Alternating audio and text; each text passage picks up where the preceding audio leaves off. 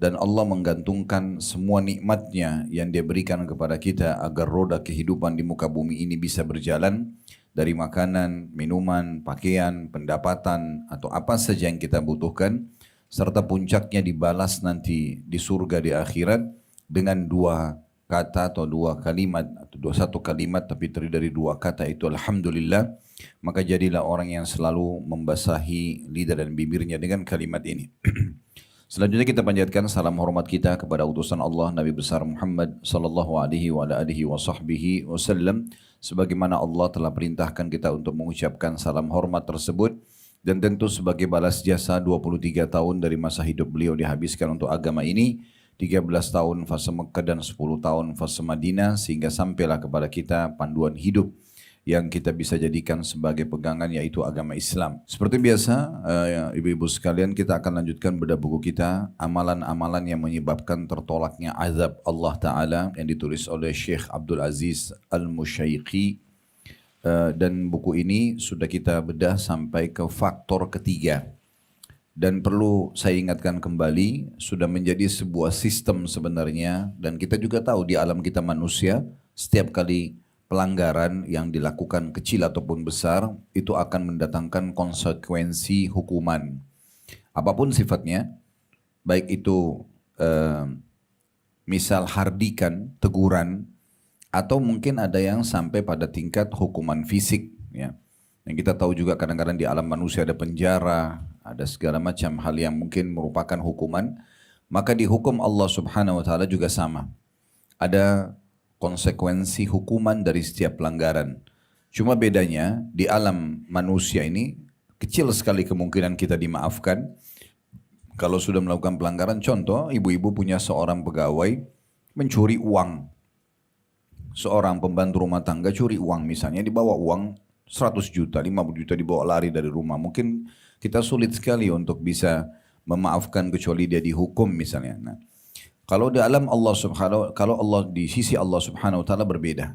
Allah Subhanahu Wa Taala itu memiliki sifat Ghaffar dan Ghafur. Ya, kalau pernah dengar ya, salah satu dari asma husna yang mulia adalah Ghafur, Ghaffar, zat yang maha suka sekali memaafkan.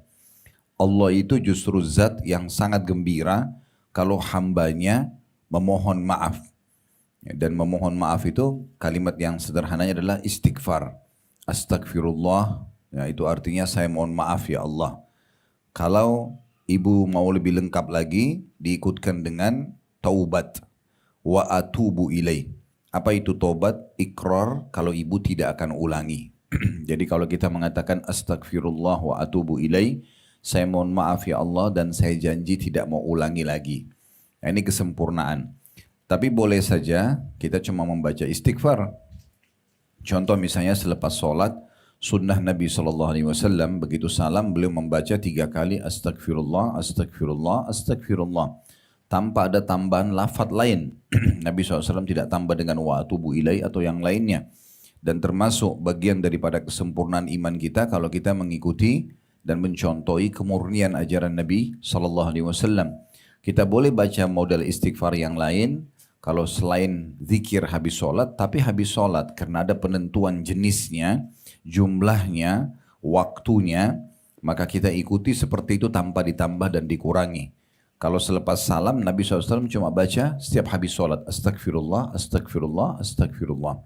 Mirip juga dengan zikir habis sholat, subhanallah 33, alhamdulillah 33, Allahu Akbar 33. Ini perhatikan ada penentuan jenisnya, waktunya, jumlahnya. Jangan ibu bilang, oh saya mampu baca 35 kok. Loh Rasulullah contohin 33, ya udah 33 aja. Ya, maka seperti itu. Tapi kalau di luar penentuan seperti ini, misal ibu lagi duduk pengen baca subhanallah 100 kali. Misal siang, duhur seperti ini, lagi duduk santai, saya mau zikir kepada Allah, baca subhanallah 100 kali, gak ada masalah. Baca subhanallah 1000 kali, gak ada masalah. Karena tidak ada penentuan dari Nabi SAW di waktu siang sampai asar, penentuan jenis waktu dan jumlah khusus.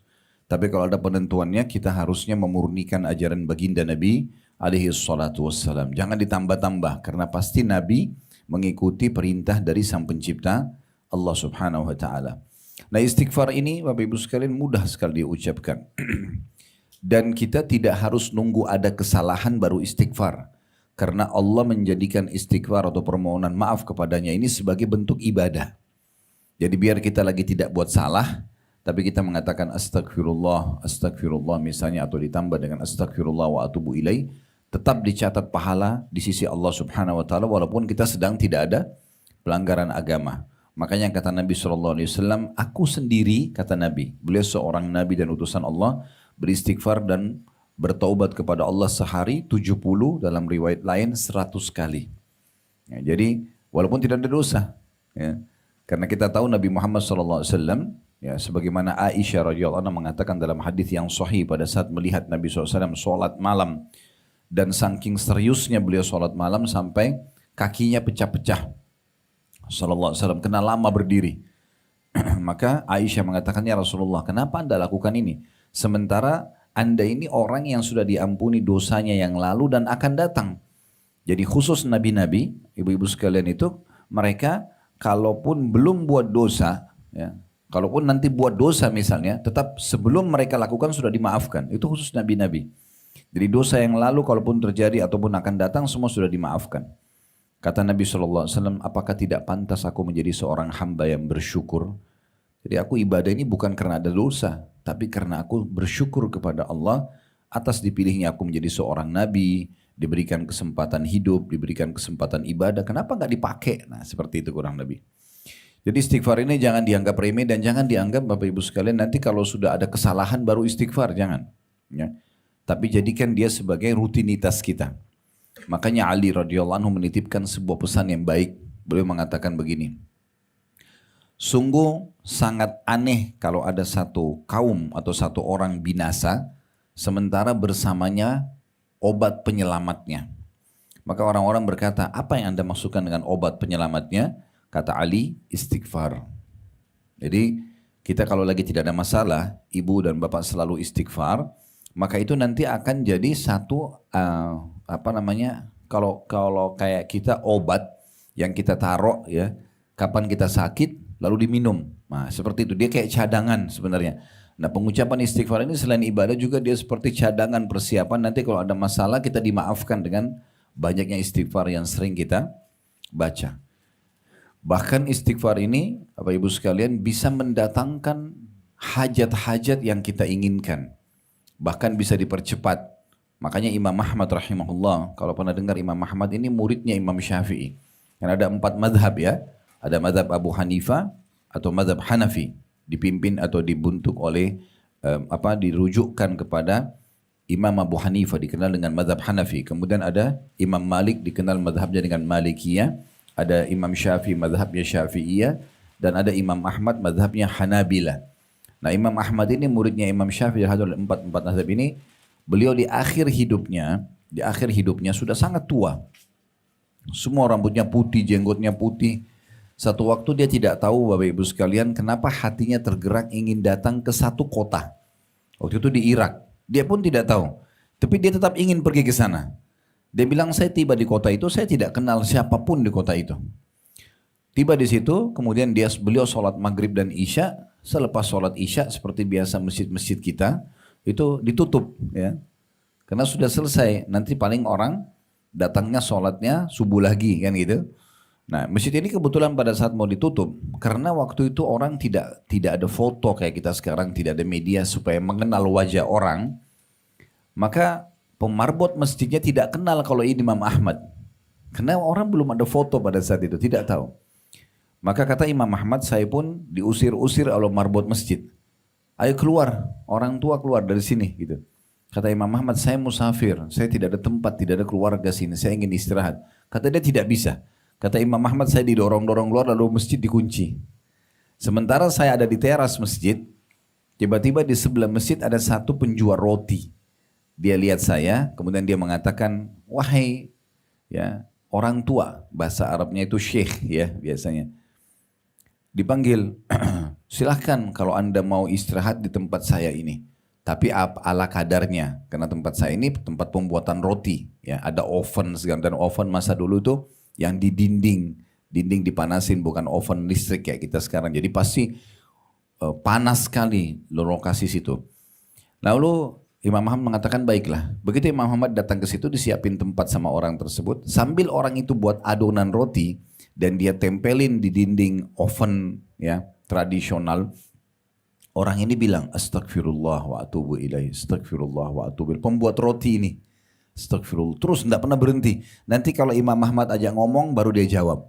Atau kalau ada yang dia mau tanya baru dia berhenti. Tapi istighfarnya nggak pernah berhenti. Terus Imam Ahmad tanya dia, sejak kapan Anda melakukan ini? Perbanyak istighfar karena Imam Ahmad tahu teorinya. Ini luar biasa manfaatnya kalau dia istighfar tidak berhenti. Jadi bukan pada saat tadi saya bilang ada orang kan nanti kalau buat dosa baru astagfirullah. Nanti kalau dia rasa ada halangan dalam hidupnya baru astagfirullah. Entah ini orang pokoknya lagi buat adonan astagfirullah waktu tidak pernah berhenti lisannya. Kata Imam Ahmad sudah berapa lama Anda lakukan ini? Kata penjual roti tersebut sudah lama sekali. Dari dulu saya masih muda gitu. Orang ini juga kebetulan sudah sangat tua. Maka kata Imam Ahmad, apa yang Anda dapatkan dari istighfar ini? Kata penjual roti itu, tidak ada sesuatu yang saya minta kecuali Allah kasih. Apa saja saya bilang ya Allah langsung Allah kasih. Kecuali satu, ada satu yang belum Allah kasih. Kata Imam Ahmad, apa itu? Saya minta agar Allah pertemukan saya sama Imam Ahmad. Kata tukang roti ini, Imam Ahmad tadi yang lagi tidur langsung duduk. Dia mengatakan Allahu Akbar, Allah Maha Besar. Apa itu permintaanmu? Dia bilang iya. Kata Imam Ahmad, sungguh Allah telah mengabulkan doamu melalui istighfar. Aku adalah Ahmad bin Hanbal, maksudnya beliau imamnya. Allah datangkan saya ke kota kamu ini tanpa saya tahu kenapa saya harus ke sini. Saya seperti diseret untuk datang ke kota ini. Saya diusir-usir oleh marbot masjid dan akhirnya didatangkan di tempat rotimu ini karena istighfarmu. Jadi bagaimana luar biasanya efek daripada istighfar. Bukan hanya sekedar memaafkan kesalahan. Tapi dia bisa menjadi sebuah cadangan buat kita. Seperti yang saya bilang, seperti obat di saat kita sakit tiba-tiba dia bisa dipakai. Ya. Kemudian juga dicatat sebagai pahala sendiri. Di sisi Allah SWT karena istighfar sama dengan zikir-zikir lain. Ya, walaupun dia fungsi utamanya membersihkan dosa. Tapi tanpa dosa pun dia dicatat sebagai pahala. Plus lagi tadi yang keempat, bisa memenuhi hajat-hajat kita. Ya. Nanti akan ditambah dengan beberapa poin yang lain. Tadi saya sudah sampaikan kepada Sahibul Bait, kita ada buku yang saya rekomendasikan. Ya, buku ini Keajaiban Sedekah dan Istighfar. Ini nanti kita baca sebagiannya. Ya, sebentar nanti setelah kita baca buku utama kita kan ini ya. Nanti kita setelah baca buku ini kita akan lengkapkan dengan beberapa informasi dalam buku yang ini. Saran saya buku ini dimiliki. Dan kalau bisa ada Allah beri rezeki beli banyak. Ini bukan buku saya, bukan saya penulisnya, bukan penerbit saya juga. Cuma saya setelah baca buku ini sangat luar biasa. Setengahnya bicara tentang keajaiban sedekah, bagaimana membuat kita tidak ragu lagi dalam bersedekah, tidak khawatir miskin, dan berapa banyak permasalahan yang bisa kita dapatkan, bisa diselesaikan permasalahan tersebut dan bisa dipenuhi hajat kita dengan sedekah dan juga istighfar itu sendiri. Maka di sini diikuti dengan kisah-kisah banyak, kisah-kisah nyata berhubungan dengan masalah itu. Baik, kita akan masuk, saya akan bacakan dari faktor-faktor yang bisa menyebabkan tertolaknya siksaan dari Allah. Kalau yang faktor ketiga yang bulan lalu kita bahas doa, sekarang kita bahas faktor keempat di halaman 38, istighfar atau memohon ampun atau memohon maaf. Saya bacakan perkataan penulis ini, istighfar adalah memohon magfirah, yaitu ditutupi dan dihapuskan pengaruh dosa. Perhatikan kata-kata pengaruh dosa. Maksudnya pengaruh dosa, tidak ada dosa yang kita buat pelanggaran kecuali ada efeknya. Bisa mendatangkan konsekuensi hukum. Jadi dihilangkan dengan istighfar efek dan pengaruh yang bisa mendatangkan hukuman. Diambil dari kata-kata al-ghafr dan darinya muncul kata-kata al-mikfar, yaitu apa yang dipakai di bawah besi penutup kepala.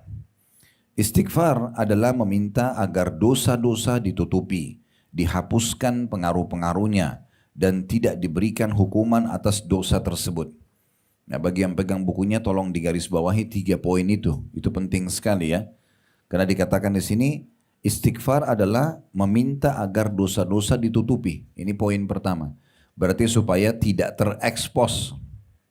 Kalaupun kita buat salah, kita istighfar. Istighfar itu fungsi utamanya di sini. Yang pertama adalah menutupi dosa itu, supaya tidak ada yang tahu.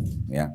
Kemudian yang kedua, dihapuskan pengaruh-pengaruhnya, efek-efeknya. Ya. Kemudian yang ketiga, tidak diberikan hukuman atas dosa tersebut.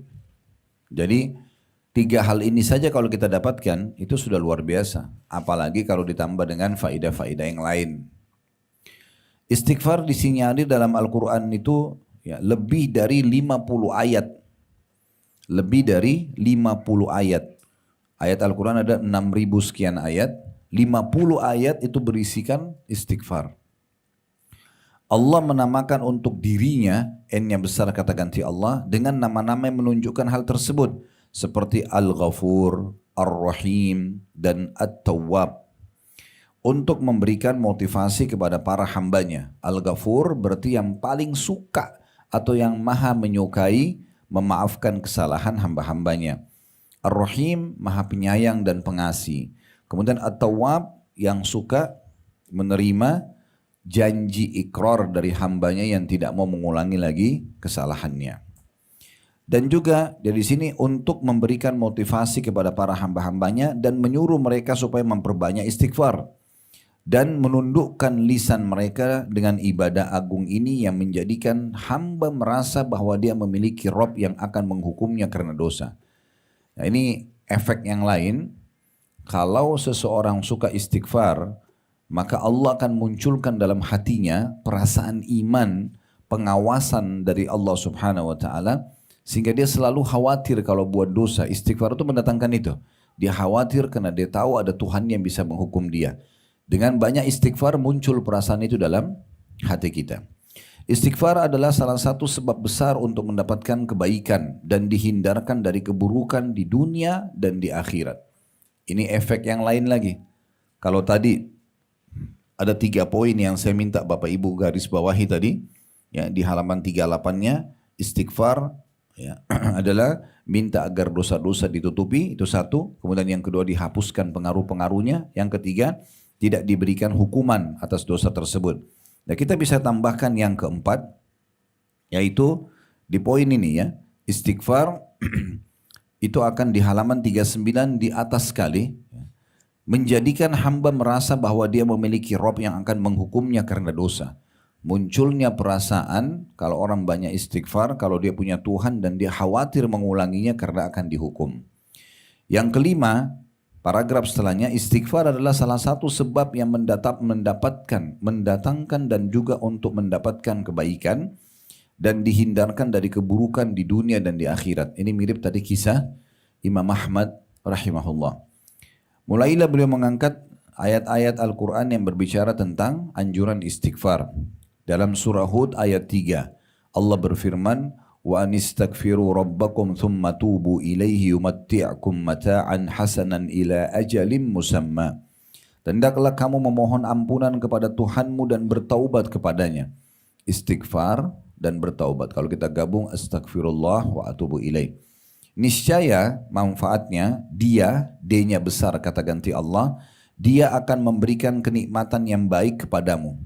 Makna kenikmatan yang baik, semua yang Bapak Ibu butuhkan yang dianggap nikmat, makanan enak, minuman enak, pakaian nyaman dan segala macam apapun yang baik, itu masuk dalam makna ini, kenikmatan yang baik.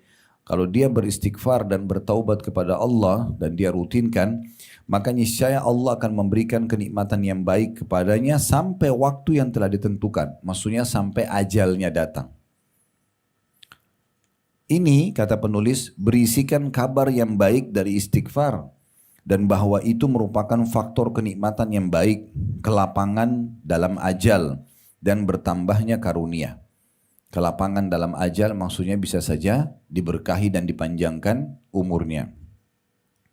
Istighfar adalah penyebab diperbanyak dan dianugerahkan harta, anak dan buah-buahan, serta diturunkan keberkahan dari langit ke muka bumi. Jadi kalau kita lanjutkan tadi poinnya, di paragraf di halaman 39, paragraf kedua, itu poin kelima, istighfar adalah salah satu sebab datangnya kebaikan. Kemudian poin yang keenam, ya, ini adalah di paragraf yang nomor 2 dari bawah, itu ditulis angka 6. Ini berisikan kabar baik dari istighfar bahwa itu merupakan faktor kenikmatan yang baik, kelapangan dalam ajal. Nah, ini bisa menjadi poin yang ke-6, kelapangan dalam ajal. Ya. Yang ke-7, bertambahnya karunia setelahnya, maksudnya bertambahnya rezeki. Yang ke-8, istighfar, di paragraf terakhir, istighfar adalah penyebab diperbanyak dan dianugerahkan harta. Yang mau hartanya lebih banyak melimpah, anak-anaknya juga bakti sama dia, atau yang belum dikaruniai anak, mandul misalnya, perbanyak istighfar, itu solusinya. Dan juga memperbanyak buah-buahan, maksudnya hasil panen, makanan secara umum, minuman selalu melimpah dan ada. Serta diturunkan keberkahan dari langit ke bumi. Berarti ini banyak sekali poinnya. Ya, istighfar adalah penyebab diperbanyakkan harta, itu poin ke-7. Poin yang ke-8, diperbanyak anak. Poin ke-9, diperbanyak buah-buahan. Poin ke-10, bisa mendapatkan keberkahan dari langit ke bumi. Bisa ditangkap ini ya yang saya sampaikan? Oke. Allah berfirman dalam surah Nuh ayat 10 sampai ayat 12 yang menjelaskan kepada kita istighfar itu akan memperbanyak harta, memperbanyak keturunan, dan juga memperbanyak buah-buahan ya, atau makanan dan minuman atau kebutuhan kita terpenuhi. Dalam surah Nuh ayat 10 sampai ayat 12, di sini cuma disebutkan, tidak disebutkan urutan surahnya. فَقُلْتُ اسْتَغْفِرُوا رَبَّكُمْ إِنَّهُ كَانَ غَفَّارًا يُرْسِلِ السَّمَاءَ عَلَيْكُمْ مِدْرَارًا وَيُمْدِدْكُمْ بِأَمْوَالٍ وَبَنِينَ وَيَجْعَلْ لَكُمْ جَنَّاتٍ وَيَجْعَلْ لَكُمْ أَنْهَارًا. Maka aku berkata kepada mereka, mohonlah ampunan kepada Tuhanmu. Sesungguhnya dia, ini Nabi Nuh bilang sama kaumnya ya, kan ini surah Nuh. Nabi Nuh bilang sama kaumnya, mohonlah ampun kepada Tuhan kalian. Sungguh dengan istighfar atau mohon ampun itu dia Allah Maha Pengampun. Niscaya dia akan menurunkan hujan yang lebat dari langit kepadamu. Maksudnya turun hujan ini tidak ada kemarau, maka jadi subur. Ya. Dan dia memperbanyak harta dan anak-anakmu. Dan mengadakan kebun-kebun untukmu. Dan mengadakan sungai-sungai untukmu. Jadi surah Nuh ini menjelaskan tentang masalah itu. Ada sedikit saya tambahkan kisah di sini. Kalau pernah dengar nama Al-Hasan Basri rahimahullah, seorang ulama tabi'in, beliau pernah kedatangan Bapak Ibu sekalian 3 orang. Yang satu mengatakan begini, wahai imam, kalau imam kita sekarang ini kiai ya, ustadz. Wahai imam, saya sudah lama menikah, tidak punya anak. Sudah berobat sana sini, sudah 10 tahun lebih menikah, gak punya anak. Maka apa yang harus saya lakukan? Saya sudah ikhtiar, sudah ke tabib sana, tabib sini, minum obat ini, obat itu. Kata Hasan Basri, perbanyak istighfar. Bukan istighfar, perbanyak. Tidak berhenti lisanmu mengucapkan itu. Orang itu pulang. Datang orang kedua mengatakan, wahai imam, saya sudah lama kena penyakit. Gak sembuh-sembuh. Sudah berobat sana sini gak sembuh-sembuh. Apa saran Anda? Kata Hasan Basri, perbanyak istighfar. Yang ketiga datang mengatakan, saya sudah lama bekerja. Tapi gak pernah kaya-kaya seperti si Fulan. Ditunjuk ada satu orang kaya di kotanya dia. Maka kata Hasan Basri, perbanyak istighfar. Waktu ketiga orang ini pulang, orang-orang di sekitar Hasan Basri nanya, kenapa Anda cuma menyuruh mereka beristighfar? Mungkin mereka butuh tabib, mereka butuh obat, mereka butuh modal, apalah itu. Kata Hasan Basri, bacalah firman Allah subhanahu wa ta'ala. Lalu beliau membaca surah Nuh ayat 10 sampai ayat 12 ini. Karena Allah sendiri sudah berfirman, ya, Nabi Nuh mengatakan mohon ampunlah kepada Tuhanmu, sungguh dia-nya besar kata ganti Allah, dia maha pengampun, niscaya dia dengan istighfarmu itu menurunkan hujan yang lebat dari langit kepadamu. Di sini bukan badai ya, hujan lebat maksudnya hujan yang tidak berhenti sehingga selalu subur. Ya. Dan dia juga memperbanyak harta dan anak-anakmu, dan mengadakan kebun-kebun untukmu, dan mengadakan sungai-sungai untukmu. Jadi terjawablah tadi orang yang sudah lama kerja tidak bisa kaya-kaya dengan diperbanyak harta. Orang yang sudah lama menikah, mandul, nggak punya anak, bisa punya anak. Orang yang sudah lama kena penyakit, nggak sembuh-sembuh. Nah ini semua dijawab di sini. Kata penulis, jadi di antara faedah istighfar adalah diperolehnya ampunan, diturunkannya hujan, ditambah harta dan anak-anak, diberi keberkahan pada buah-buahan dan bahan makanan. Demikian pula istighfar adalah faktor bertambahnya kekuatan. Nah ini tambahan lagi poinnya. Ya, kalau tadi sudah sampai poin ke-9 atau ke-10, ini bisa kita tambahkan poin selanjutnya, yaitu ditambahkan kekuatan fisik. Seringnya Bapak Ibu mengucapkan istighfar, sadar atau tidak sadar, fisik kita bisa jauh lebih kuat. Allah Subhanahu wa taala telah mengekalkan dalam firman-Nya tentang kisah Nabi Daud bersama kaumnya dalam surah Hud ayat 52. Ya. Bunyinya di halaman 41 paling atas sebelah kanan ya. Wa ya qaumi istaghfiru rabbakum thumma tubu ilaihi yursilis samaa 'alaikum midraran wa yazidkum quwwatan ila quwwatikum wa la tatawallaw mujrimin. Dan Hud berkata, nah ini kisah Nabi Hud, maaf tadi mungkin di lembaran sebelumnya halaman 40 itu keliru, bukan kisah Daud, tapi kisah Nabi Hud alaihissalam. Dan Hud berkata, wahai kaumku, mohonlah ampunan kepada Tuhanmu lalu bertobatlah kepadanya. Astagfirullah wa atubu ilaih. Apa yang didapatkan? Niscaya dia, D-nya besar kata ganti Allah, menurunkan hujan yang sangat deras. Dia akan menambahkan kekuatan di atas kekuatanmu. Dan janganlah kamu berpaling menjadi orang-orang yang berdosa. Di sini maknanya kekuatan di atas kekuatanmu, salah satu maknanya adalah kekuatanmu tidak akan punah sampai ajalmu datang. Jadi mulai dari muda sampai tua, powernya, kekuatannya sama. Nah gitu. Dan ini salah satu kelebihan daripada istighfar. Kata penulis, sebagaimana istighfar juga menambah berkenaan dengan urusan dunia. Demikian pula istighfar sebagai penolong di akhirat atas berbagai kesusahan. Jadi kalau tadi menambah kekuatan masuk di poin ke-10, maka poin ke-11 adalah bisa memudahkan urusan dunia. Bisa mendapatkan juga dan mendapatkan yang terbaik di akhirat dan memudahkan urusan di akhirat. Sebagaimana sabda Nabi Muhammad SAW di halaman 41, Tuba liman wajada fi sahifati istighfaran katsira. Beruntunglah, selamatlah ya, bagi orang yang mendapati dalam catatan amalnya, maksudnya di buku amalnya yang dia terima hari kiamat, istighfar yang banyak. Istighfar yang banyak. Jadi kata penulis, istighfar menambah kekuatan pada tubuh hamba, lalu ia bisa menikmati anggota tubuh, indera dan akalnya. Demikian pula istighfar adalah kekuatan baginya dalam melakukan ketaatan kepada Allah. Dengan demikian istighfar adalah kekuatan dalam meraih segala kebaikan baik di dunia maupun di akhirat. Ada kisah satu orang ulama di Saudi, dia pernah jalan sama murid-muridnya naik kapal. Subhanallah, di tengah lautan dihantam dengan ombak badai yang besar sehingga mereka harus menyelamatkan diri. Ini guru ini sudah umur hampir 70-an atau 70-an tahun. Dan dia sangat bersahaja orangnya. Tidak terlihat orangnya itu lincah gitu-gitu ya. Tapi subhanallah begitu ada badai, dia bisa membantu semua muridnya untuk menyeberangkan mereka dari kapal itu ke pulau terdekat dan menyelamatkan barang-barang penting mereka. Bolak-balik, ini kan butuh energi yang luar biasa. Maka setelah semua murid-muridnya selamat, mereka tanya, Masya Allah, Syekh ini kayak guru ya. Apa ini, kekuatan dari mana ini? Luar biasa. Maksudnya kami nggak sangka Anda di umur 70 tahun bisa menyelamatkan kami semua seperti ini, ya, membawa barang-barang. Lalu kata beliau, saya tidak pernah menggunakan anggota tubuh saya ini dalam berdosa kepada Allah. Dan artinya dia selalu menggunakan di atas ketaatan dan juga menggunakan istighfarnya ya, sebagai cadangan.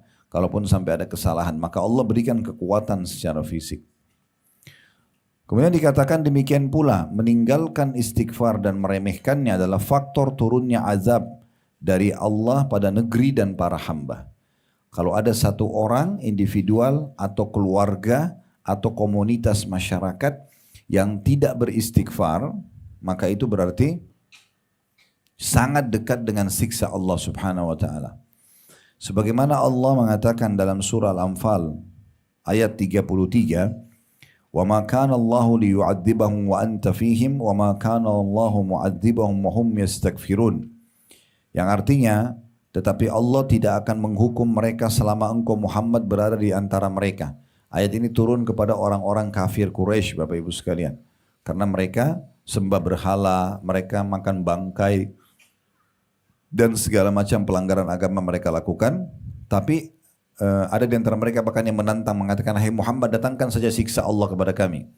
Maka Allah turunkan firman-Nya ini, sungguhnya Allah tidak akan menghukum mereka selama kau ada di tengah-tengah mereka, hai Muhammad. Jadi kalau di tengah-tengah kita ada Nabi Muhammad, gak mungkin datang hukuman Allah. Ya. Kemudian Allah juga tidak akan menghukum mereka sedang mereka masih memohon ampun. Sedang mereka masih memohon ampun. Berarti istighfar kalau diucapkan maka sudah cukup untuk bisa menjadi tameng terhadap datangnya hukuman Allah Subhanahu wa taala. Ini bisa dijadikan sebagai tambahan poin mungkin yang ke-12 ya. Dengan demikian istighfar adalah pengaman bagi penduduk bumi dari turunnya azab. Sebagaimana Nabi SAW adalah pengaman bagi mereka. Jadi Allah telah memberikan kepada umat ini dua pengaman. Yang pertama memberikan kepada mereka pengaman yang telah berlalu, yaitu keberadaan Nabi SAW di tengah mereka. Jadi Nabi SAW semasa hidup itu muslimin aman di sana. Ya. Kemudian yang kedua pengaman yang tetap ada hingga akhir masa nanti, yaitu istighfar. Jadi jangan dianggap remeh. Ini ternyata pengamanan yang luar biasa buat diri kita, buat keluarga kita, buat lingkungan kita, buat negara kita. Ini istighfar luar biasa. Allah Subhanahu wa taala berfirman dalam surah An-Naml ayat 46, "Laula tastaghfirunallaha la'allakum turhamun." Mengapa kamu tidak beristighfar atau memohon ampun kepada Allah agar kamu mendapat rahmat? Ini bisa menjadi poin ke-12, ternyata bisa mendatangkan rahmat, karunia, melimpahnya ya rezeki. Jadi istighfar kata beliau adalah faktor untuk mendapatkan rahmat. Ini tambahan lagi yang lain. Barang siapa yang dirahmati Allah maka dia tidak akan membinasakannya. Maksudnya Allah tidak akan pernah menghukumnya. Terdapat anjuran untuk beristighfar sesuai tiap-tiap ibadah berupa sholat, puasa, haji, dan semua peribadatan yang dilakukan untuk mendekatkan diri kepada Rabb-Nya, guna menambal kekurangan yang mungkin terdapat pada amalan-amalan tersebut. Dia berfirman atau Allah berfirman menuturkan tentang Ibrahim dan putranya Ismail alaihi wassalatu wassalam. Wa idh yarfa'u Ibrahimul qawa'ida minal baiti wa Ismailu rabbana taqabbal minna innaka antas sami'ul alim. Rabbana waj'alna muslimaini laka wa min dhurriyyatina ummatan muslimatan laka wa arina manasikana wa tub alaina innaka antat tawwabur rahim. Dan ingatlah ketika Ibrahim meninggikan pondasi Baitullah bersama anaknya Ismail seraya mereka berdua berdoa. Ini awal dibangunnya Ka'bah. Ya Tuhan kami, terimalah amal ini dari kami. Ini perlu Bapak Ibu garis bawahi sampai sini dulu. Setiap Bapak Ibu habis melakukan ibadah, walaupun Bapak Ibu ikhlas, tetap ucapkan Rabbana taqabbal minna innaka antas samiul alim. Wahai Tuhan kami, terimalah ini dari kami. Sesungguhnya kau maha mendengar dan maha mengetahui. Nabi Ibrahim dan Ismail alaihissalam saja itu diperintahkan Allah untuk membangun Ka'bah. Dan setelah mereka dengan begitu ikhlasnya tetap mereka mengucapkan kata-kata ini. Ya Tuhan kami, terimalah amal ini dari kami. Sungguh engkaulah maha mendengar lagi maha mengetahui. Lalu mereka Ibrahim dan Ismail alaihissalam berdoa lagi. Berdoa lagi, ya Tuhan kami, jadikanlah kami orang-orang yang berserah diri kepadamu. Dan anak-anak cucu kami juga umat yang berserah diri kepadamu. Dan tunjukkanlah kepada kami cara-cara melakukan ibadah haji kami ini. Dan terimalah taubat kami, sungguhnya engkau maha menerima atau penerima taubat dan maha penyayang. Diambil dari surah Al-Baqarah ayat 127-128. Ini penutupan dalil yang diangkat oleh penulis. Maksudnya adalah ternyata istighfar itu memang menjadi penyebab juga diterimanya amal-amal yang kita kerjakan. Diterimanya amal-amal yang kita kerjakan. Makanya beliau bilang umumnya ibadah-ibadah kayak sholat, kayak puasa, kayak haji tetap selalu dianjurkan agar diikuti dengan istighfar. Baik, ini adalah yang ditulis oleh penulis. Sekarang kita seperti saya janjikan tadi, kita akan coba buka buku yang satu lagi ya. Untuk menguatkan bahasan kita ini. Dan sebelum kita pindah ke buku yang satu, saya mengingatkan insya Allah ke depannya kita akan bahas faktor kelima, masalah melakukan yang ma'ruf atau yang baik-baik yang diperintahkan. oleh Allah SWT dan mencegah dari kemungkaran atau apapun yang Allah larang. Baik, buku ini yang sekarang kita mau buka yang keajaiban sedekah dan istighfar itu terbagi menjadi dua ya, setengahnya tadi saya bilang itu adalah sedekah dan setengahnya lagi itu adalah istighfar. Nah istighfar ini dimulai Bapak Ibu sekalian di halaman 71 ke atas itu ya. Sebelumnya itu semua tentang sedekah. Baik, tentu tidak semua buku ini kita baca. Saya akan coba ambil poin-poin yang terpenting. Nanti Bapak Ibu bisa baca di rumah ya tentang masalah istighfar ini. Ya, kita mulai di halaman 88. 88. Di buku yang kedua ya. Buku yang ini. Sudah lihat di halaman 88 di situ ada perkataan salaf tentang istighfar. Udah ya? Baik. Saya bacakan di halaman 88, Abu Musa radhiyallahu anhu, sahabat Nabi ini namanya Abu Musa al-Asy'ari radhiyallahu anhu, beliau mengatakan, dahulu kita memiliki dua pelindung dari azab, dari siksa. Salah satunya telah pergi, yaitu keberadaan Rasulullah sallallahu alaihi wasallam. Karena Rasulullah sudah mati, nggak ada sama kita sekarang. Kalau dulu kita hidup di masa Nabi, ada dosa kita lakukan, kita bisa datang ke Nabi, ya Rasulullah tolong mohon ampun buat saya, itu bisa. Ya, dan Allah kabulkan gitu. Keberadaan Nabi sendiri itu sudah nilai plus yang luar biasa. Tapi Abu Musa mengatakan dahulu kita memiliki dua pelindung dari azab. Salah satunya telah pergi, yaitu keberadaan Rasulullah SAW tengah kita karena sudah meninggal dunia. Dan tersisa yang kedua, istighfar. Apabila ia juga pergi, nggak ada yang mau istighfar lagi, baik individu ataupun satu kaum, satu masyarakat, komunitas, maka niscaya kita pasti binasa. Ya, berarti Abu Musa al-Asy'ari ingin memberikan kesadaran kepada kita semua, jangan tinggalkan istighfar, baik secara individu ataupun keluarga atau lingkup lebih luas lagi, masyarakat. Rabi' ibn Hutsaim rahimahullah berkata, merendahlah kalian kepada Rabb kalian, berdoalah kepadanya di kala senggang. Ya, karena Allah SWT berfirman dalam hadis qudsi, man da'ani fir rakha'i ajabtuhu fi syiddah wa man sa'alani a'taituhu wa man tawadha'a li rafa'tuhu wa man tafarraga li rahimtuhu wa man istaghfarani ghafartu lahu. Barang siapa yang berdoa kepadaku, kata Allah dalam hadis qudsi, di kala lapang, kayak Bapak Ibu lagi sehat kayak sekarang, Masya Allah, lagi ada masih ada umur, masih ada harta dan segala macam. Di saat itu Bapak Ibu berdoa kepada Allah, ini kata kunci nanti Allah akan kabulkan doa kita di saat genting. Ya, jadi kalau kita lagi sakit pengen sekali sembuh, kita lagi terlilit utang ingin dilunasi, lagi ada masalah kita hadapi, justru kalau doa kita mau dijabah di saat itu, pada saat kita lagi lapang banyak berdoa. Itu kata Allah SWT di sini dalam hadis qudsi, barang siapa yang berdoa kepadaku di kala lapang, dia lagi tidak butuh doa. Sebenarnya bukan tidak butuh doa ya. Dia lagi tidak ada hajat untuk minta kesehatan misalnya, sebab dia lagi sehat. Dia tidak ada hajat untuk minta makanan karena makan lagi melimpah. Tapi tetap aja dia bilang, ya Allah berkahi kesehatanku, ya Allah berkahi makananku, ya Allah berkahi hartaku ini, keluargaku dan segala macam. Maka Allah, kata Allah, dan niscaya aku akan mengabulkan doanya jika berdoa di kala susah. Kemudian barang siapa yang meminta kepadaku, hanya merengek dan manja kepada Allah, niscaya aku akan memberinya. Ini kita bahas di faktor yang sebelumnya, faktor ketiga, masalah doa. Jadi selalu kita manja dan minta kepada Allah Subhanahu wa taala. Dan saya sudah ingatkan pada pertemuan yang lalu, saya ingatkan lagi sekarang, Bapak Ibu berdoa minta agar nikmat Allah dipertahankan. Misalnya lagi sehat minta agar sehat dipertahankan, lagi kaya minta didatangkan kekayaan. Itu lebih afdal daripada musibah sedang datang lalu kita minta dihilangkan dari atau dikeluarkan dari musibah itu. Jadi kalau sakit berdoa, ya Allah sembuhin saya, itu boleh. Tetapi lebih afdal waktu lagi sehat Bapak Ibu bilang, ya Allah pertahankan kesehatan. Itu lebih baik, lebih besar pahalanya. Saya ulangi lagi, kata Allah SWT, barang siapa yang meminta kepadaku, niscaya aku akan memberinya. Barang siapa yang merendahkan diri kepadaku, Allah kasih dia kelebihan fisik, paras wajah, jabatan, harta, tapi nggak pernah dipakai sombong. Merendah karena Allah.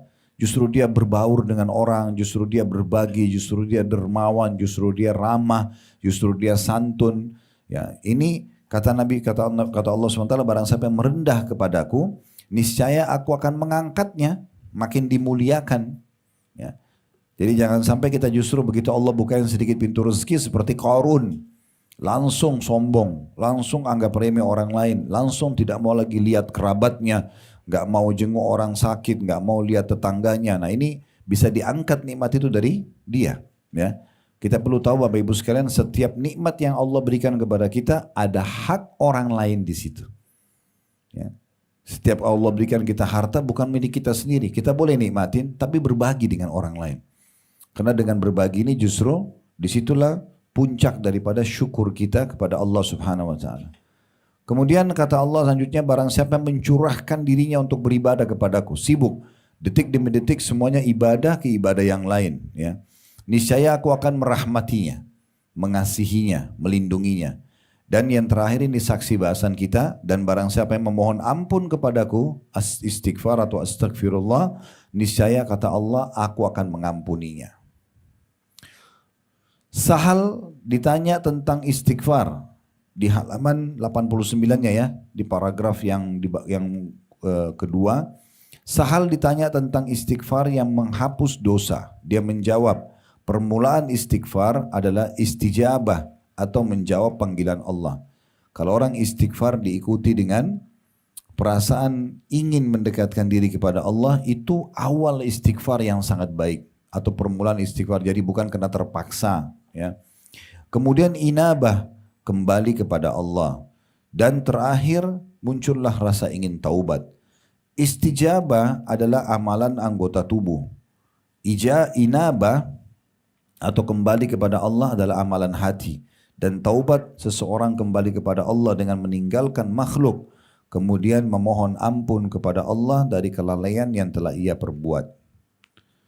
Ibnul Jauzi ini menarik sekali perkataannya. Coba diperhatikan baik-baik. Ini Ibnul Jauzi seorang ulama besar. Beliau mengatakan, iblis, tidak ada yang tidak kenal iblis. Ya, pemimpin para syaitan yang menyesatkan manusia, termasuk ayah dan ibu kita Adam dan Hawa alaihissalam. Ya, yang menggoda akhirnya dikeluarkan dari surga. Iblis berkata, aku membinasakan anak cucu Adam dengan dosa. Selalu opsi dosa, dari dosa-dosa. Semuanya dari bohong, ke gunjing, ke fitnah, ke ini, ke itu semua. Tidak pernah berhenti dalam 24 jam syaitan goda kita supaya buat dosa. Kata dia, iblis bilang, aku membinasakan anak cucu Adam dengan dosa. Dan mereka justru sebaliknya membinasakanku dengan istighfar dan la ilaha illallah. Karena kalau orang buat dosa lalu dia istighfar, dimaafkan. Tidak jadi datang hukuman Allah yang syaitan jadikan sebagai target. Manakala, kata iblis, aku melihat hal itu ada pada mereka, ingin istighfar, aku tanamkan hawa nafsu pada mereka, di mana mereka berbuat dosa tapi tidak beristighfar, karena mereka mengira diri mereka telah berbuat baik. Ya. Jadi syaitan itu mengelabui kita supaya jangan istighfar. Termasuk kalau ada orang buat dosa, saya sudah kotor, masa sih saya harus istighfar? Apakah Allah masih menerima saya? Ini bisikan syaitan. Justru terbalik, tidak buat dosa saja kita disuruh istighfar, apalagi buat dosa, harusnya lebih banyak istighfarnya. Harusnya, tapi jangan dijadikan bahan permainan ya. Jangan misalnya kita seperti, ini ada obat, kita tahu nih, ini racun. Sebenarnya obat ini bisa menetralisir racun tersebut. Tetapi kita sengaja minum racun karena alasan ada netralisir ini. Kan bisa saja akhirnya dosis racunnya lebih banyak daripada obatnya. Bukan begitu caranya. Jangan dosa-dosa dan tergampang desa istighfar. Bukan begitu. Jangan disalahgunakan. Karena kalau istighfar yang kita ucapkan Bapak Ibu sekalian, karena ada dosa, fungsinya membersihkan dosa tadi. Tapi kalau tidak ada dosa, dicatat sebagai pahala, ya bisa menjadi banyak tadi faedah, bisa sampai 12, mendatangkan rahmat, memberkahi keturunan dan segala macam hal. Ya. Selanjutnya Qatadah rahimahullah berkata di paragraf terakhir di halaman 89, Al-Quran menunjuki kalian penyakit dan obat penyembuh kalian. Sumber penyakit kita semua sudah ditunjukin sama Al-Quran. Satu permasalahannya, ini satu penyakit saja. Semuanya ikut dari ini, masalah satu ini. Dan juga sudah disampaikan obat penyembuh dari penyakit itu. Sumber semua permasalahan satu. Obatnya juga satu. Ya. Penyakit kalian adalah dosa. Semua masalah kita ini kalau muncul, ributnya suami istri, anak, durhaka, permasalahan di pekerjaan, apalah penyakit kronis yang nggak sembuh, dosa, nggak ada yang lain. Karena pelanggaran. Maka kata beliau, penyakit kalian adalah dosa dan obat penyembuh kalian tidak ada kecuali istighfar. Berarti sebelum ke dokter, sebelum minum obat, istighfar dulu, gitu kan? Istighfar dulu, mohon maaf kepada Allah. Allah akan jadikan obat itu penyebab sembuh kita. Kan begitu. Jangan Allah kita jadikan dan mohon ampun kepadanya nomor ke-30. Sakit ke dokter 1, dokter 2, sudah mentok 30 dokter nggak bisa sembuh, baru sholat malam. Baru istighfar kepada Allah. Ini keliru. Makanya Allah ajarkan kepada kita agar selalu berhubungan dengan Allah di awal aktivitas kita. Sebelum keluar rumah berdoa, sebelum makan berdoa, sebelum tidur berdoa, sebelum pakai pakaian berdoa, gitu kan, sebelum biologis yang halal berdoa, kan sebelumnya melibatkan Allah Subhanahu wa taala. Perhatikan kata Ali radhiyallahu anhu selanjutnya di halaman 90 ya. Yang aneh adalah, ini tadi sempat saya singgung statement ini ya. Orang-orang binasa padahal keselamatan ada bersamanya. Tidak sembuh penyakitnya, tidak lunas utangnya, tidak selesai permasalahan rumah tangganya. Kenapa dia bisa binasa? Sementara ada sebenarnya keselamatan bersama dia. Maka beliau ditanya oleh orang-orang, apa keselamatan yang Anda maksudkan? Kata Ali, istighfar. Perbanyak istighfar. Ali juga berkata, tidaklah seorang hamba diilhami oleh Allah Subhanahu wa taala untuk istighfar. Tiba-tiba lisannya mau bilang astagfirullah wa atubu ilaih. Sementara dia, D-nya kata ganti Allah ini, makanya dibesarkan. Sementara dia, maksudnya Allah berkehendak untuk mengazabnya. Kalau Bapak Ibu masih bisa bilang astagfirullah, berarti Allah mau kita tidak dihukum. Karena kalau Allah mau kan Allah bisa buat lisan kita nggak ngucapin, kan gitu. Berarti kalau Allah masih memudahkan kita itu luar biasa. Bapak Ibu dimudahkan oleh Allah mau luangin waktu duduk dengerin ceramah begini, itu berarti Allah mau kebaikan buat kita. Sama juga dengan saya. Allah mudahin saya ingin datang mau ngajar. Allah ilhamkan ilmu yang bisa kita berbagi. Itu luar biasa. Pemilihan dari Allah. Kalau Allah nggak makasih itu bisa saja. Kita malah berada di tempat-tempat yang salah. Na'udzubillah. Ya, kemaksiatan, pelanggaran dan seterusnya. Seseorang yang soleh pernah berkata, statement selanjutnya. Hamba berada di antara dosa dan nikmat. Kita bisa menikmati kenikmatan. Kita juga bisa berbuat dosa. Keduanya tidak akan menjadi baik kecuali bersyukur dan istighfar. Nikmat dengan bersyukur, dosa pelanggaran dengan istighfar. Baru jadi baik. Diriwayatkan dari Luqman alaihi salatu wassalam. Luqman al-Hakim, seorang Nabi Allah dan Allah namakan dalam Al-Quran surah Luqman. Ya, bahwa dia berwasiat kepada putranya, wahai anakku. Ya, saya ingin tanya sebelum saya baca ini. Bapak Ibu kalau dibilang, Bapak Ibu ada waktu mustajab. Ya, diterimanya doa misalnya antara azan iqamah, pas lagi azan misalnya saya bilang Bapak Ibu ini waktu mustajab doa, kira-kira Bapak Ibu akan minta apa sama Allah? Hajat ya, hajat kan, misalnya kita bilang ya Allah penuhi ya, limpahkan rezeki saya, ya Allah panjangkan umur saya, misalnya kita minta gitu ya. Tapi Luqman Hakim beda alaihissalam, perhatikan apa wasiat kepada anaknya.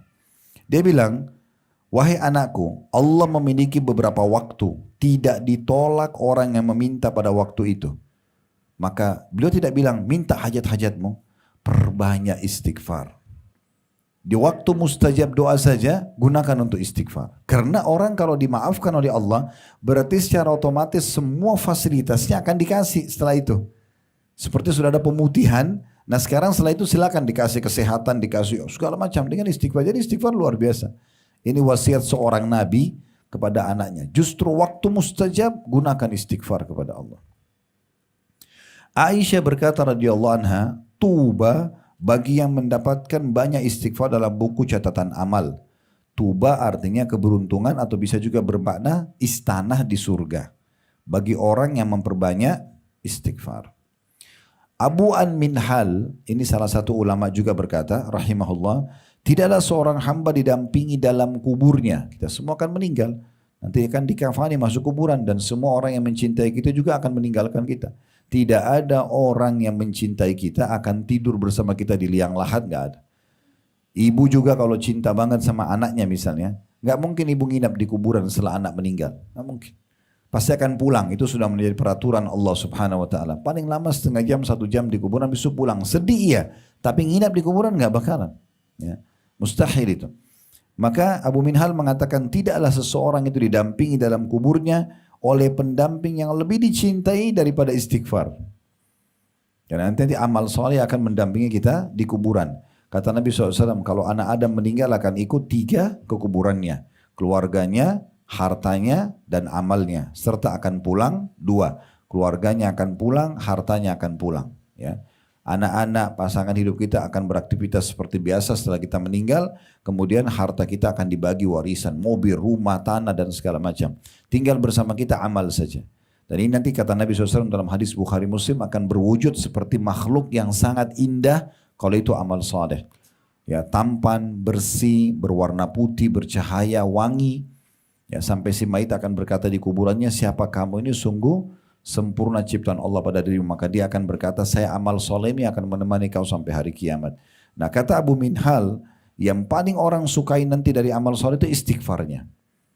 Yang berwujud di kuburan. Ya. Sebaliknya kalau orang itu kafir, munafik, musyrik, banyak dosa, tidak taubat kepada Allah, akan datang dalam bentuk wujud makhluk yang mengerikan. Ya, menakutkan wajahnya, badannya busuk. Sampai mayit ini akan mengatakan, siapa kamu ini, sungguh buruk ciptaan Allah pada dirimu. Maka dia mengatakan, saya dosamu yang akan menemani kau sampai hari kiamat. Oleh karena itu Abu Minhal memberikan kepada kita solusi yang paling baik. Perbanyak istighfar, karena semua orang yang mati itu nanti akan sangat senang sekali. Dia akan sangat bangga dan senang di saat dia melihat istighfar yang menemani dia di kuburannya. Selanjutnya statement yang di bawah, di halaman 90, yang paling terakhir di halaman 90, tapi masih ada di sebelah, halaman 91 ya. Al-Hasan Basri rahimahullah berkata, perbanyaklah istighfar di rumah-rumah kalian, di meja-meja makan kalian, di jalan-jalan kalian, di pasar-pasar kalian, dan di majlis-majlis kalian, karena kalian tidak tahu kapan ampunan akan turun. Jadi jangan cukupkan, oh saya sudah istighfar tadi 100 kali sambil jalan misalnya, enggak. Selama ada kesempatan selalu astagfirullah wa atubu ilaih, astagfirullah wa atubu ilaih, terus saja. Bahkan kalau perlu lagi aktif, selama bukan di tempat yang dilarang zikir ya. Kalau larang zikir kan maaf di WC, ya itu nggak boleh. Tapi kalau di mobil, di tempat belanja, di mana saja istighfar, perbanyak istighfar. Ada statement selanjutnya di halaman 91, seorang badui orang tinggal di padang pasir, berkata, siapa yang ingin menjadi tetangga kami di tanah kami, siapa yang mau jadi tetangga kami di sini, ya, maka apa syaratnya? Hendaklah memperbanyak istighfar. Karena istighfar adalah awan tebal yang mengandung air atau hujan. Maksudnya orang kalau banyak istighfar boleh jadi tetangga kami. Karena kalau kami sama-sama istighfar nanti akan turun hujan dan akan subur. Mungkin ada sebagian orang yang belum terlalu tahu tentang fungsi hujan. Mereka merasa terganggu dengan hujan. Padahal sebenarnya hujan ini kebutuhan dasar. Allah mengatakan waja'alna minal ma'i kulla syai'in hayy. Kami jadikan segala sesuatunya itu hidup dari air. Kita bisa tahan tanpa makan, tidak bisa tahan tanpa air. Tidak mungkin.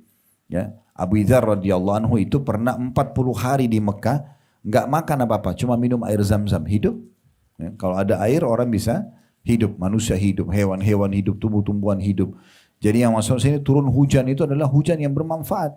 Apalagi memang air-air yang kita konsumsi ini bukan baru ya. Ya, subhanallah kebetulan lagi turun hujan. Jadi kita, ini tanda-tanda kebesaran Allah. Allah jadikan tanda-tanda kebesarannya. Sampai ada doanya kalau turun hujan itu. Nabi SAW kalau turun hujan beliau senyum. Lalu beliau mengatakan mutir nabi fadlillahi wa rahmati. Kami mendapatkan hujan sebagai karunia dari sisi Allah subhanahu wa ta'ala. Ya. Juga dalam riwayat yang lain Nabi SAW membaca doa. Allahumma sayyiban nafi'a. Ya Allah jadikanlah hujan ini bermanfaat buat kami. Ya. Selanjutnya, Bakar bin Abdullah al-Muzani rahimahullah berkata, kalian banyak berbuat dosa, maka perbanyaklah istighfar.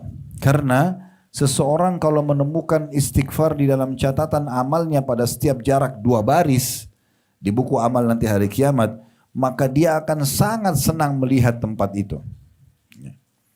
Terakhir Ibnu Taimiyah berkata rahimahullah, statement terakhir para salaf di sini, pikiranku kadang-kadang terpaku pada sebuah masalah yang sulit bagiku. Ibnu Taimiyah ini ulama besar. Beliau mengatakan, pernah kadang-kadang ada satu masalah tidak bisa terpecahkan di pikiranku. Lalu aku beristighfar kepada Allah 1000 kali. Astagfirullah, astagfirullah. Terus 1000 kali beliau mengatakan, sampai dadaku dilapangkan dan masalah yang sulit terpecahkan.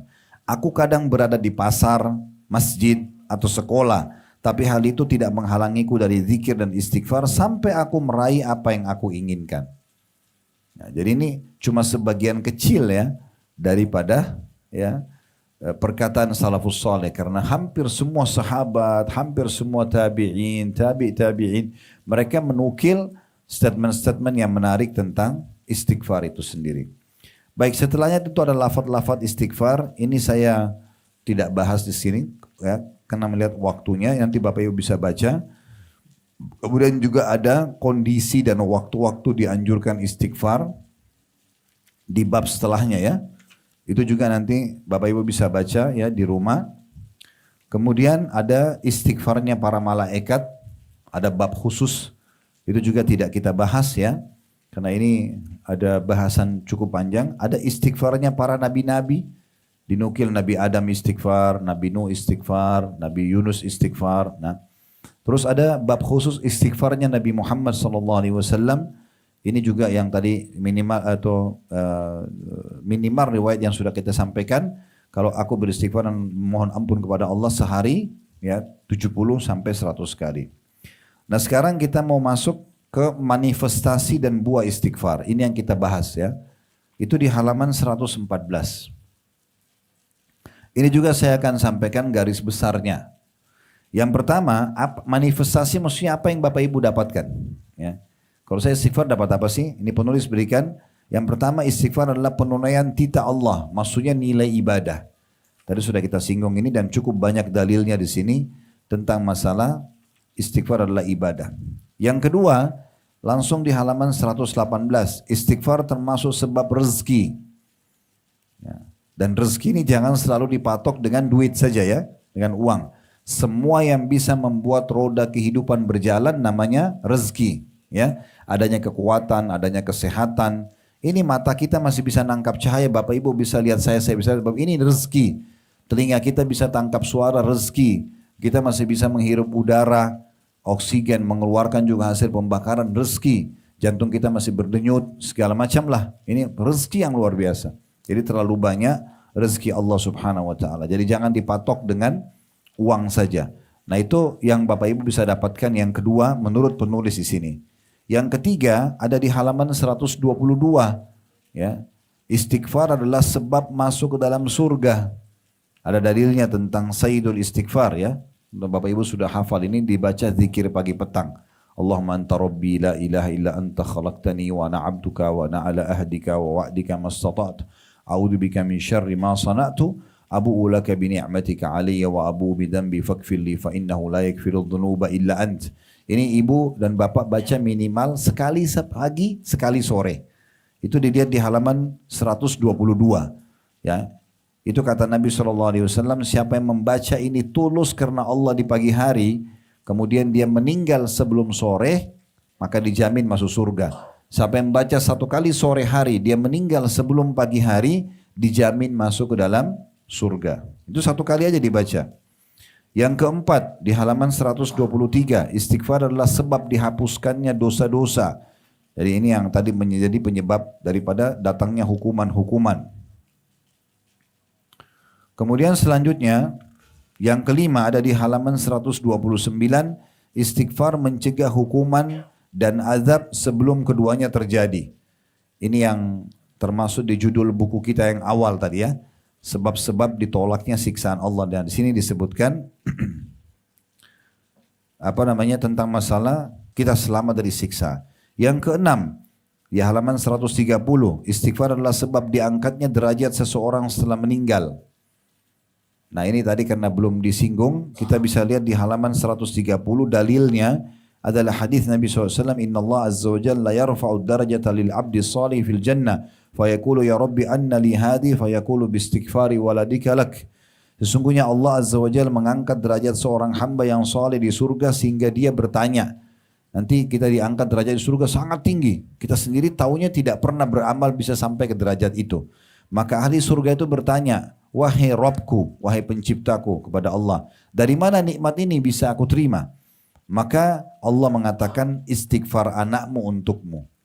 Istighfar anakmu untukmu. Jadi kita mengajarkan kepada anak kita doa Rabbi ghfirli wali walidayya warhamhuma kama rabbayani shaghira, ini luar biasa. Selalu suruh baca mereka itu. Karena kita hidup ataupun kita meninggal berarti dia memohon ampun buat kita. Ini bisa mengangkat derajat yang sangat tinggi. Kemudian yang ketujuh di halaman 131, istighfar adalah sebab disucikannya hati. Jadi kita kalau buat dosa, dalam hati kita itu ada titik warna hitam. Kalau buat dosa lagi titik hitam lagi. Terus begitu sampai hatinya jadi kelam dan keras, lebih keras dari batu. Ini biar nanti lihat gempa bumi, biar ada orang naik mobil sama temannya tabrakan, temannya mati, dia nggak tersentuh karena hatinya sudah keras. Nah hati itu bisa lunak dengan amal-amal saleh. Kalau kita buat amal saleh, kata Nabi SAW, dititikkan cahaya putih. Kalau buat amal saleh lagi cahaya putih sampai hatinya menjadi terang benderang, bahkan bisa menerangi orang lain. Nah itu di sini dikatakan poin ketujuh manifestasi istighfar bisa tersucikan hati kita sehingga tidak ada lagi ya atau jadi lunak hati kita sehingga mudah tersentuh. Yang kedelapan, istighfar adalah sebab memperoleh anak. Ini tadi sudah kita singgung di buku yang satunya ya. Yang kesembilan di halaman 133, istighfar adalah sebab menikmati kesehatan dan kekuatan. Ini juga sudah kita jelaskan tadi tentang kekuatan yang bisa kita dapatkan ya dengan istighfar. Nah ini menurut penulis ya. Kemudian di sini karena mayoritas yang hadir ibu-ibu, perhatikan penulis menghususkan satu bab buat ibu.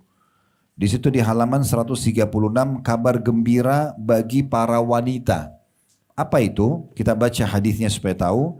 Dari Ibnu Umar radhiyallahu anhu, dari Nabi SAW, beliau bersabda, ya ma'syaran nisa, tasaddaqna wa akthirna minal istighfar fa inni ra'aitukunna akthara ahlin nar faqalat imra'atun minhunna ma lana an akthara ahlin nar qalat tuksirna al-la'nata wa takfurna al-ashir ma ra'aitu min naqisati aqlin wa dinin aglaba lidhi lubbin minkunna qalat ma nuqsanul aqli wad din qala shahadatu imra'ataini ta'dilu shahadata rajul wa tamkuthul ayyama la tusalli.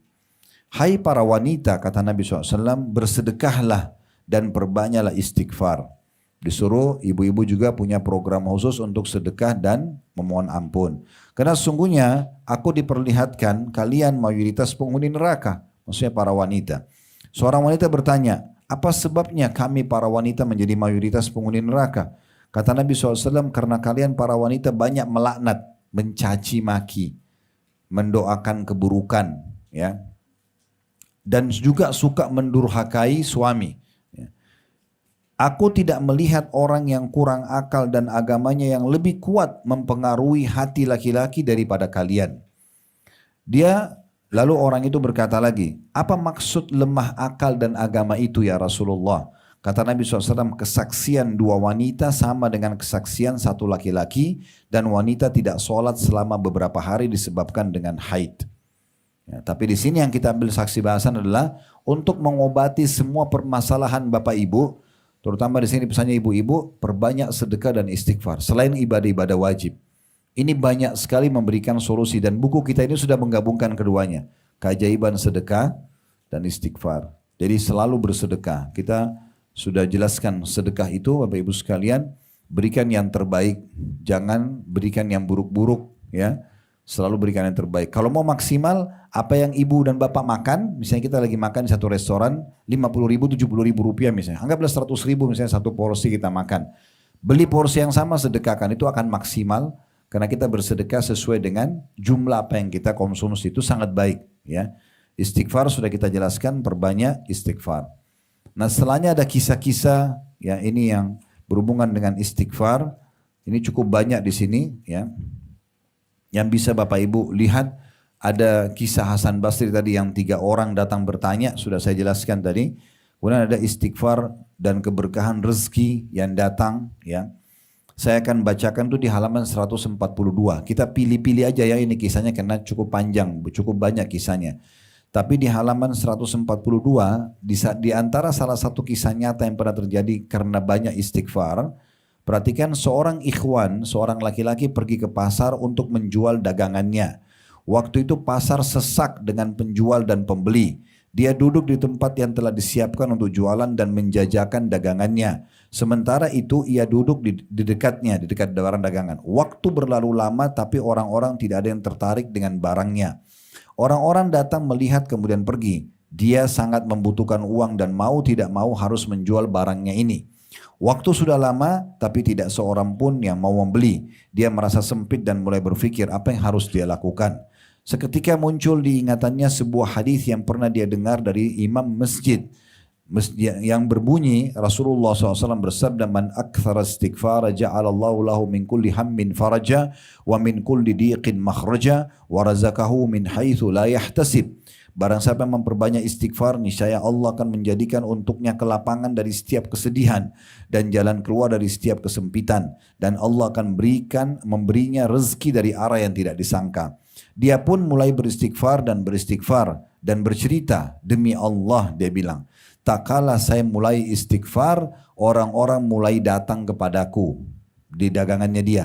Yang ini ingin membelinya dan yang lain lagi ingin agar dia yang membelinya. Yang ini menambah harga dan yang lain menaikkannya lagi. Sampai akhirnya saya merasa senang karena saya menjual habis daganganku dan alhamdulillah. Saya pulang ke rumah dengan membawa uang, sementara kedua mataku meneteskan air mata karena saya telah banyak mengabaikan harta berharga ini atau istighfar, dan alhamdulillah segala puji bagi Allah Rabb semesta alam. Situ ada kisah tentang emosi dan amarah istri redah karena istighfar. Ini saya ringkaskan ceritanya di halaman 143. Ada pernah terjadi, ini kisah nyata terjadi di Saudi. Suami istri ribut bertengkar sampai mereka sudah tidak ketemu titik temu. Jam 3 subuh mereka bertengkar ribut sampai sudah kesimpulannya mau bercerai. Akhirnya si suami tidak tahu harus kemana, dia keluar rumah. Istrinya juga sudah bungkus barang-barangnya sudah akan keluar rumah. Diceritakan dalam kisah ini, nanti Bapak Ibu bisa baca di halaman 143 sampai 145 ya. Bagaimana si sang suami ini pergi keluar kemudian pergi ke masjid. Dia sholat malam, kemudian dia sholat subuh berjamaah. Dia bilang daripada dia pulang ke rumah juga istrinya mungkin sudah tidak ada di rumah. Lalu dia memperbanyak istighfar sampai waktu duha. Dari subuh sampai duha dia istighfar. Begitu dia pulang, dia buka rumahnya, ditemukan rumahnya wangi, tertata rapi, istrinya sudah pakai baju yang bagus. Kemudian istrinya pun datang dan minta maaf kepada dia. Lalu dia mengatakan, bukankah tadinya kau sudah ingin pergi dan ingin bercerai? Dia mengatakan, saya tidak tahu kenapa saya merasa bersalah dan saya ingin memperbaikinya. Kata dia dalam hatinya, ini pasti akibat daripada istighfar tadi yang dibaca. Itu diangkat kisahnya di situ. Dan cukup banyak, tentunya ada beberapa kisah-kisah di situ Bapak Ibu sekalian yang tidak semuanya kita angkat, tetapi di sini ya bisa dilihat yang tadi saya bilang kisah Imam Ahmad itu, tukang roti ya, itu ada di halaman 150. Ada di halaman 150. Nanti bisa ini bisa ibu-ibu bacain buat suami, bacain buat anak-anak ya, yang punya cucu bisa dibacain. Ini menarik sekali kisahnya. Bisa dijadikan sebagai bahan cerita. Kemudian juga ada yang menarik di situ adalah istighfar dan gempa di halaman 151 itu. Itu yang terakhir sekali kisahnya di buku ini. Saya akan bacakan ini sebagai penutup dan kita buka pertanyaan setelah ini ya. Dalam gempa di Pakistan, kata penulis, yang diketahui banyak orang di mana korbannya mencapai ribuan. Pertolongan Allah Subhanahu wa taala berkenan menyelamatkan seorang laki-laki dari kematian. Pada saat gempa, dia berada di rumah sedang menyantap makanannya. Kemudian dia beranjak ke tempat tidurnya untuk sedikit istirahat. Saat dia terlentang di atas kasurnya, tiba-tiba gempa dahsyat terjadi. Kamar bergetar hebat, bahkan seluruh rumah. Atap di atasnya mulai retak dan dia melihatnya. Begitu dahsyatnya hingga dia tidak bisa bergerak dari tempatnya. Tembok-tembok kamar mulai berjatuhan di hadapan matanya. Dia tidak bisa berbuat apa-apa kecuali beristighfar, mengucapkan astagfirullah, astagfirullah, dan terus berkelanjutan sementara atap pun mulai jatuh. Peristiwa ini terjadi begitu singkat, tidak lebih dari beberapa menit saja. Allah Azza wa Jal berkehendak menyelamatkan orang ini. Dia menceritakan dirinya. Atap yang terbuat dari tanah Khurasan yang tebal. Khurasan itu wilayah Iran ya. Yang tebal benar-benar jatuh. Tetapi alhamdulillah reruntuhannya jatuh di seluruh pojok ruangan kecuali tempat yang saya berada di sana. Saya bangkit dan segera keluar. Saya pun memuji Allah Subhanahu wa taala. Lalu saya berkata, sungguh benar sabda Nabi sallallahu alaihi wasallam, "Man lazima al-istighfara ja'alallahu lahu min kulli hammin faraja wa min kulli dhiqin makhraja wa razaqahu min haitsu la yahtasib." Barang siapa yang rutin beristighfar, kata Nabi SAW, niscaya Allah akan menjadikan untuknya kelapangan dari setiap kesedihan dan juga jalan keluar dari setiap kesempitan. Dan Allah memberinya rezeki dari arah yang tidak disangka-sangka. Jadi cukup banyak, dan ini kita cuma ringkaskan ya. Kalau Bapak Ibu nanti baca pelan-pelan di rumah, akan lebih banyak manfaat yang bisa diambil insya Allah. Kalau ada benar dari Allah, ada salah dari saya mohon dimaafkan. Subhanakallahumma bihamdika, asyhadu an la ilaha illa anta